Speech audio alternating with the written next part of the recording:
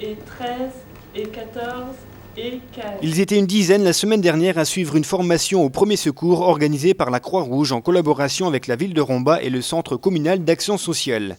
Lycéens, étudiants, aides maternelles ou institutrices, pendant 2 jours, les stagiaires ont été initiés aux gestes de premier secours. On va apprendre à protéger, alerter.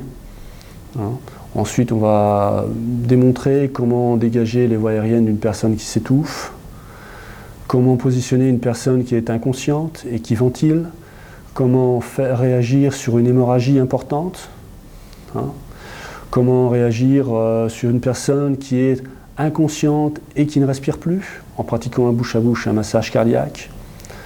On va parler des plaies, des brûlures, des fractures, des malaises. Voilà en gros le programme.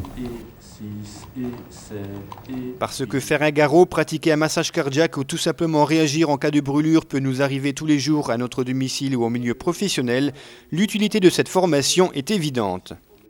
C'est d'apprendre aux gens comment réagir dans une situation donnée. Enfin, donnée entre parenthèses, puisque bon, il n'y a pas de situation à proprement parler donnée. Chaque situation est différente, suivant les cas. On va leur apprendre à réagir suivant une situation. Par exemple, une personne se blesse, se coupe, on va leur apprendre à appuyer simplement pour arrêter ce saignement. Voilà. D'accord pour tout le monde ? Là, même principe que pour l'enfant, par contre, là, c'est une insufflation et 5 massages. Bon, pour faire les 5 massages, là, des gestes simples qui peuvent permettre de sauver dans certains cas des vies ou d'attendre l'arrivée des premiers secours, voilà ce que les stagiaires ont appris au cours de cette formation.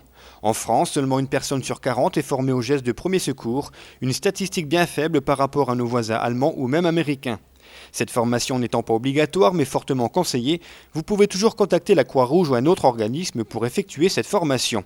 Lorsque l'on sait que la protection et l'alerte, c'est 50% de la vie de la victime qui est sauvée, on imagine tout l'intérêt de cette formation. 50% c'est énorme pour un bon message d'alerte. Après le reste, bon, si vous avez un doute sur les gestes, il vaut mieux s'en abstenir que de faire une bêtise. Donc là, c'est appeler le 15 et puis Appelez le 15, le 18, bon, vous appelez les secours. Il existe 3 numéros, le 15, le 17 et le 18. Bon, pour la Moselle et l'Alsace, ces numéros sont ce qu'on appelle en interconnexion. C'est-à-dire que, quel que soit l'un des 3 numéros que vous appelez, systématiquement, ou ils prendront le message, ou vous basculeront sur le service concerné. Tu appuies les 3 doigts, comme ceci.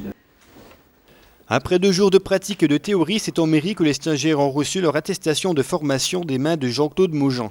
M. Collin, président de la Croix-Rouge de Hagandange, M. Bronsonson, maire adjoint, et M. Ketami, représentant le CCAS, ont ensuite félicité l'ensemble de ces stagiaires pour l'obtention de cette formation.